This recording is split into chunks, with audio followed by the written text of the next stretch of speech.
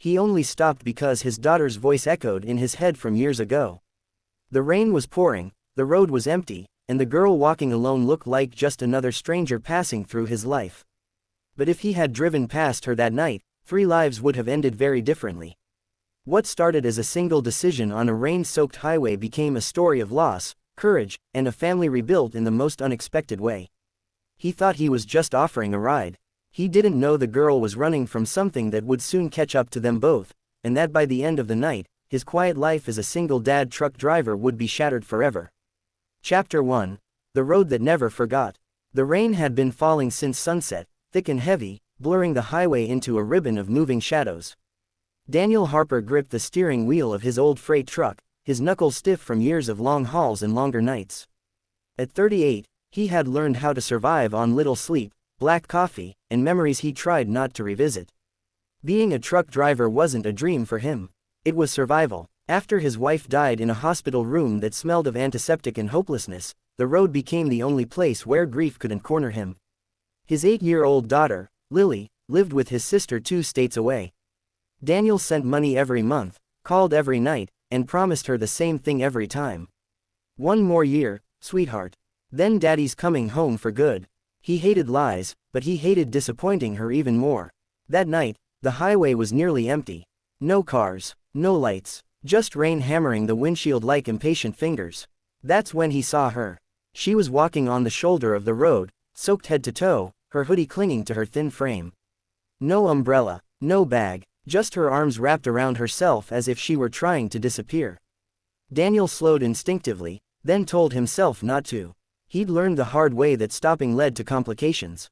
Trouble, pain, loss. But as he passed her, lightning flashed, and he saw her face. She couldn't have been more than 16 or 17. Her eyes weren't crying. They were empty. The kind of emptiness Daniel recognized too well. The kind that came from giving up, not breaking down. He drove another 50 meters. Then Lily's voice crept into his mind, soft and persistent.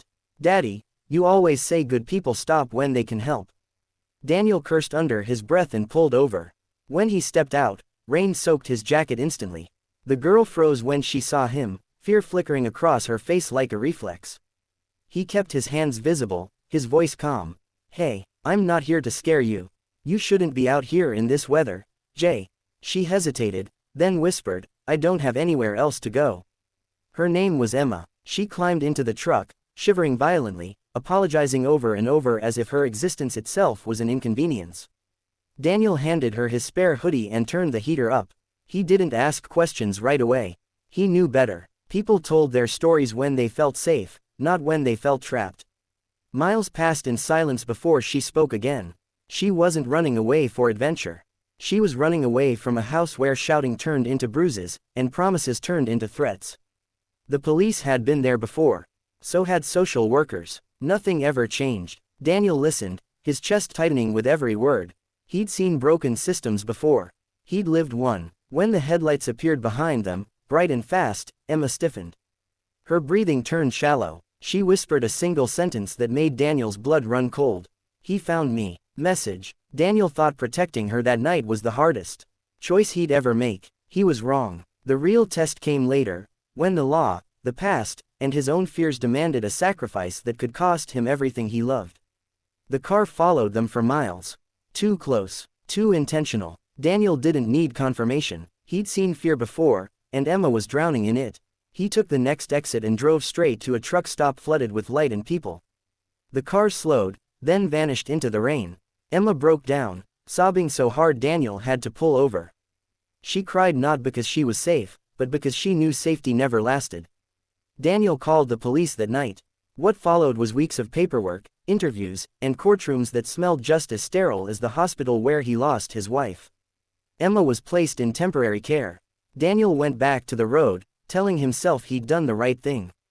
That it was over, but it wasn't. Emma asked for him, over and over. She trusted him because he stopped. Because he didn't ask for anything in return. The social worker noticed how she calmed when Daniel entered the room, how her grades improved, how the nightmares faded. Daniel resisted. He wasn't a hero. He was a tired man with a broken schedule and a daughter waiting for him somewhere else. He had nothing to offer. Then Lily came to stay with him for a weekend. She met Emma in a visiting room, smiled, and said, "You look like you needed my dad." That night, Daniel cried alone in his truck. The legal process took months. Emma's father fought custody, then disappeared. The system hesitated. A single dad truck driver wasn't an ideal placement.